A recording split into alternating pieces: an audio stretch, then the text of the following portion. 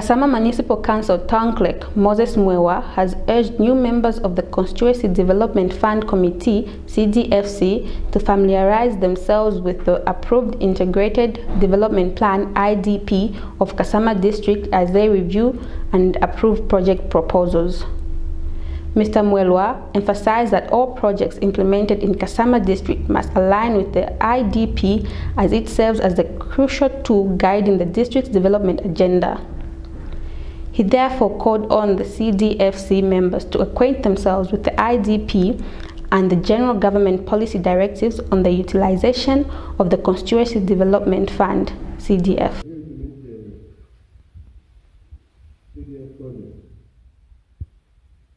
One of the important things that I can give you is that the projects we are supposed to implement are those that will come from the IDP, which is the Integrated Development Plan.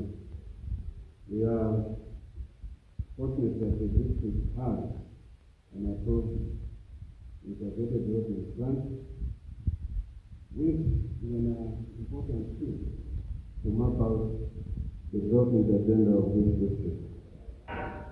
So I let you to be familiar with the contents of the IDP. I'm sure it will be shared to all of you electronically so that you are able to refer to it as you make your decisions.